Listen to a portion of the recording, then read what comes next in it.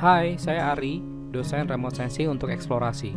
Video berikut merupakan segmen keempat dari modul pertama, dan kita masih akan melanjutkan topik sebelumnya tentang energi elektromagnetik, terutama tentang interaksi energi elektromagnetik dengan materi dan spektrum elektromagnetik. Oh ya, jika ada yang kurang jelas atau perlu ditanyakan, silakan dapat menghubungi saya di email yang tertera di akhir penjelasan. Ketika terjadi insiden radiasi atau proses interaksi antara energi elektromagnetik dengan materi atau objek, baik itu padat, cair, atau gas, setidaknya ada beberapa yang dapat terjadi, yaitu antara lain: yang pertama, transmisi atau refraksi, ketika terjadi pembiasan yang mengakibatkan adanya perubahan kecepatan perambatan akibat perubahan media. Yang kedua, absorpsi yang sangat berkaitan dengan transmisi. Absorpsi sendiri dapat memberikan sejumlah energi ke materi tersebut. Selanjutnya, refleksi atau sejumlah energi yang dipantulkan kembali. Ini proses yang terjadi saat kita membicarakan kamera atau mata pada segmen sebelum ini. Lalu, emisi yang prosesnya seperti pemancaran energi dalam bentuk cahaya atau panas yang sebetulnya merupakan fungsi dari struktur dan temperatur. Dan terakhir adalah hamburan atau scatter yang biasanya dipengaruhi oleh relief permukaan atau kekasaran.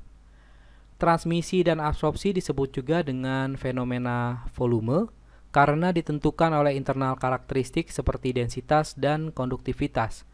Sedangkan refleksi, emisi, dan scattering disebut juga fenomena permukaan karena ditentukan utamanya oleh sifat fisik permukaan seperti warna dan kekasaran.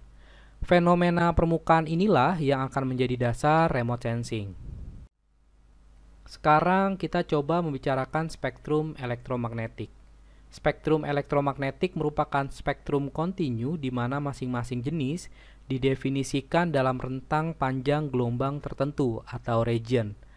Dapat terdiri dari gamma ray, X-ray, ultraviolet, sinar tampak visible, infrared, gelombang mikro, hingga radio. Coba perhatikan bahwa sebenarnya spektrum visible hanya menempati sebagian kecil saja.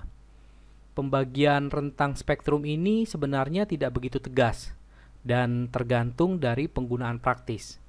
Namun, saya mencoba menunjukkan beberapa rentang panjang gelombang berbagai region spektrum elektromagnetik sebagaimana yang tertera di tabel berikut. Hal yang perlu diperhatikan lainnya adalah bahwa atmosfer bumi menyerap energi untuk gamma ray, X-ray, dan sebagian besar ultraviolet. Oleh karena itu, region ini tidak digunakan dalam remote sensing. Remote sensing praktis memanfaatkan sebagian kecil UV, visible, infrared dalam rentang refleksi infrared dan thermal infrared, serta microwave radar. Gambar berikut dapat menjelaskan lebih lanjut tentang rentang elektromagnetik yang bisa dimanfaatkan dalam remote sensing. Dibagi menjadi dua bagian, yaitu untuk rentang visible infrared dan rentang microwave. Sumbu horizontal menunjukkan panjang gelombang dan sumbu vertikal menunjukkan persentase dari energi elektromagnetik yang ditransmisikan melalui atmosfer bumi. Interval panjang gelombang yang memiliki nilai transmisi yang tinggi disebut juga dengan istilah atmospheric windows dan digunakan untuk mengakuisisi citra remote sensing.